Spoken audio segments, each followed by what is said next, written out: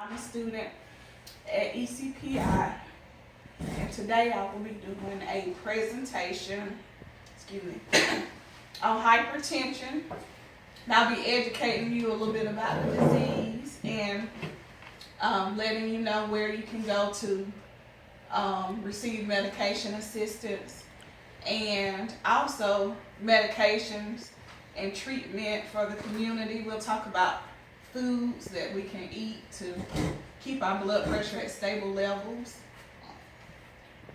We'll talk about canned foods versus fresh fruits and vegetables. So we're going to get started. Hypertension is a condition where the arteries is too high and the blood flow doesn't pump well from the heart. And hypertension is also known as high blood pressure.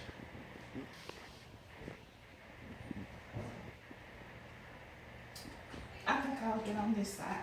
These are the blood pressure parameters according to DHEC. The systolic, which is your top number, should be less than 120. Your diastolic, your bottom number, should be 70, well, less than 80. Pre-hypertension, which is right there in the middle, that's anywhere from 120 to 139 here. You zoomed in. And then the bottom number, 80 to 89. Can y'all see all that? Hypertension, as we all know, is 140 or greater. And that bottom number is 90 or greater. I get questions all the time about, well, what is the normal parameters? And, how do we know if we got high blood pressure?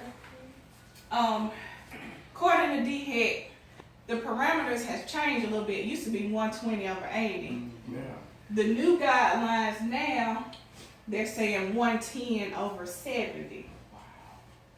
Considering the new guidelines, according to the Department of Health and Environmental Control.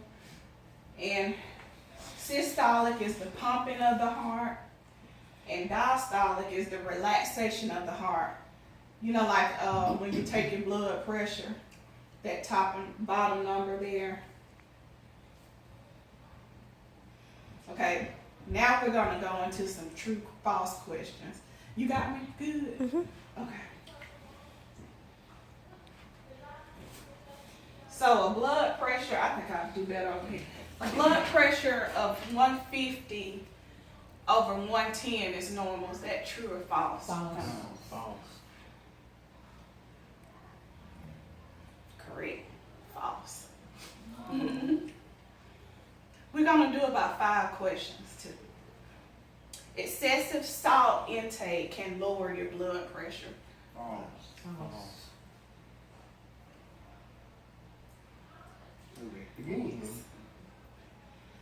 Hypertension can lead to other health issues such as heart attack or stroke. True. Yes. It is important to know your status of your blood pressure. True.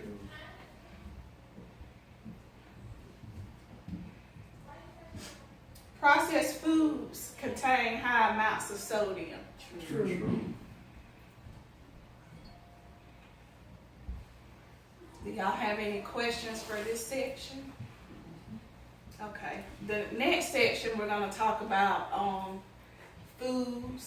proper foods to eat, exercise, and then we'll answer a few questions.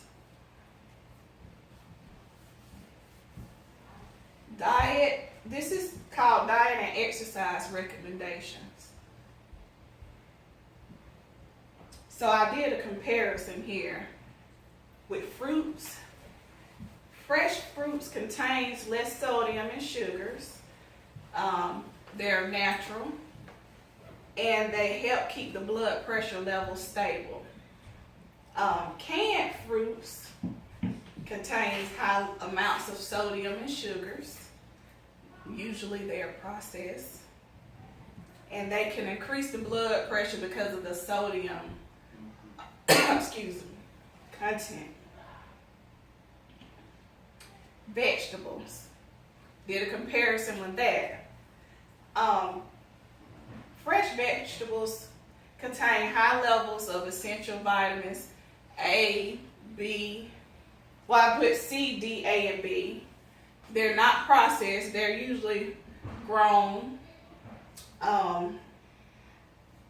They can keep blood pressure levels stable as well.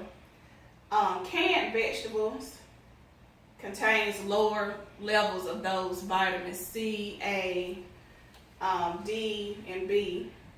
Of course, they're processed, and they will raise the blood pressure due to the increased sodium in the canned vegetables. Now, some physical activity you can do to keep your blood pressure stable: jogging, walking, aerobics, swimming, running if you can tolerate it. And do those at least 3 times a week for 30 minutes. That's what's recommended, exercising at least 3 times a week. And that will help keep your blood pressure at therapeutic levels as well. Okay, we're gonna get into the true-false question. Excuse me. Exercise is beneficial for keeping the blood pressure at therapeutic levels. True or false? True. Okay. Canned foods are more natural than fresh foods. False.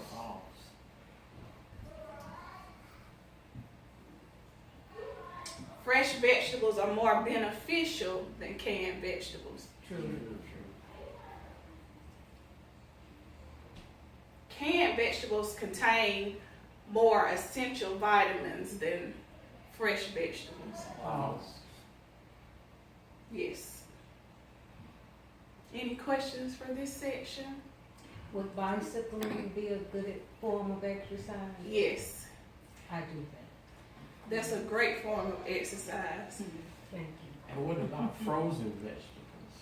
Frozen vegetables, sometimes I eat those over fresh vegetables, but you have to look at the packaging on that because it does sometimes contain high sodium as well. Really?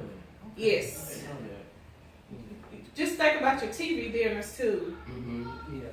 We're guilty of look at that sodium content. They're usually 500 to 600 milligrams of sodium.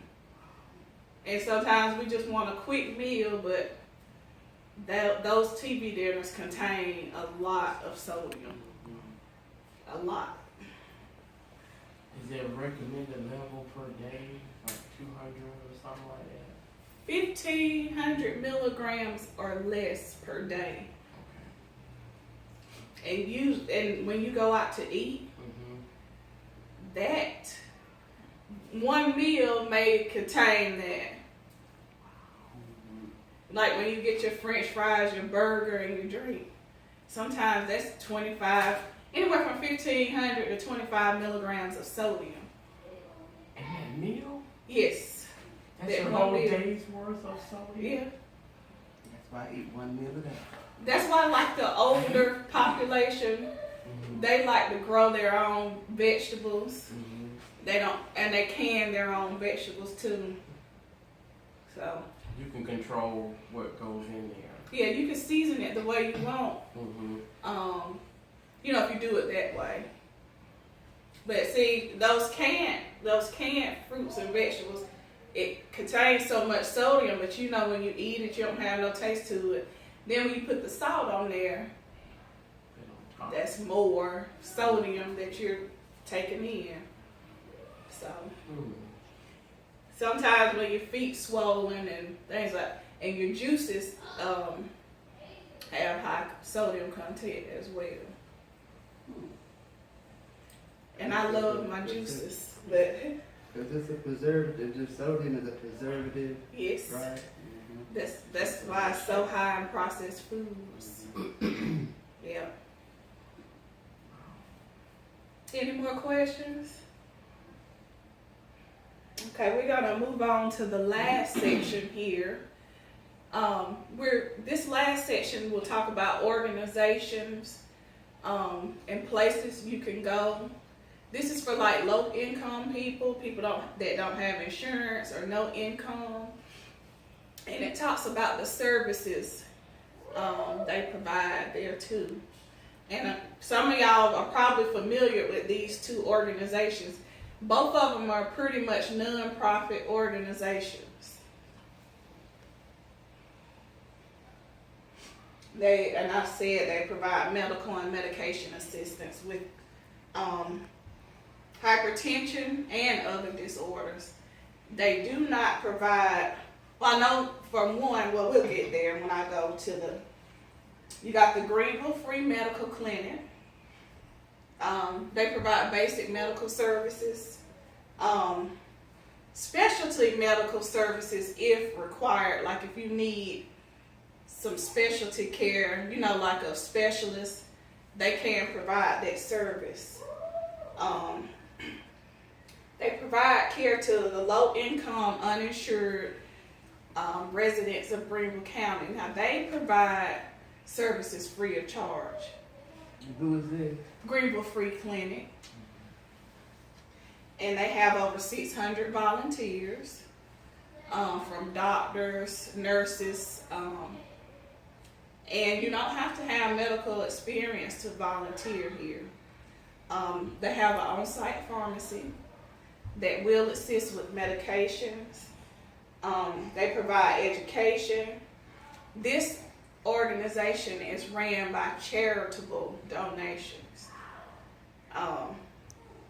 And it was founded in 1987, right in there, by a physician. I don't think he's still living. When I researched the Greenville Free Clinic, he the one that, I can't think of his name. Ashmore, Thomason. Something like that.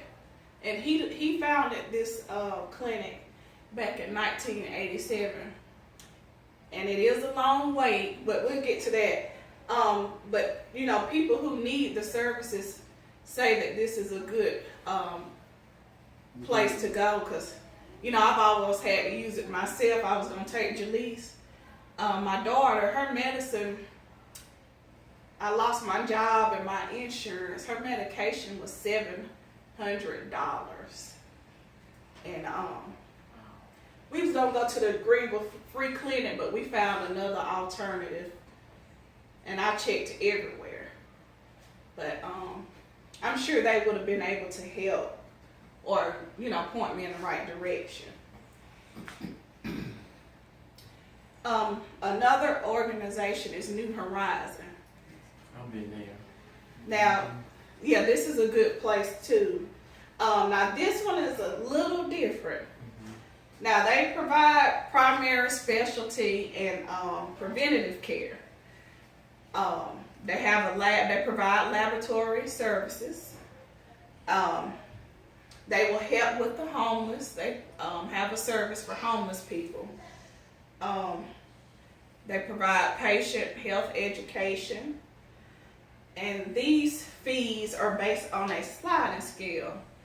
They are not free of charge. And if you do not provide proof of income, and I know this from calling, I think the initial visit is $86 or somewhere in there if you cannot provide proof of income.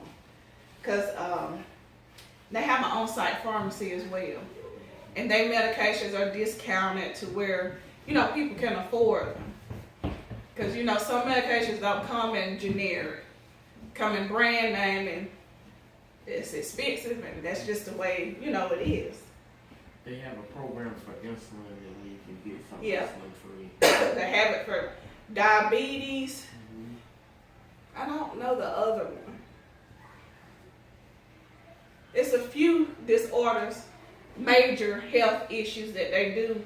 Now, one thing that I did not mention, they do not provide like pain control for chronic pain because You know how that is. That's a liability issue. But they can point you in the right direction, you know, where you can go to get pain management.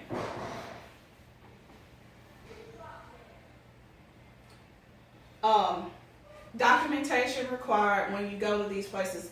Photo ID, so security card of any, excuse me, everyone in the home, and proof of income. And they can help you from there, you know, what you need. Now, this one is a little different. We're going to do true, false, and multiple choice questions. So, I got a mixture of both in here. Where can you go to get free health care if you have low income and is uninsured? A, Buy Low. B, Walmart. C, CVS. Or D, the Greenville Free Clinic. D. D. Yes. New Horizon provides services free of charge. True or false? False. Yes. Which provider provides services based on a sliding scale? Would that be Walgreens, Panera Bread, New Horizon, or Ingles? New Horizon. Okay. Yes. New Horizon provides nutritional services. True or false? True. False. True. Okay. See? Y'all been paying attention. Some of us.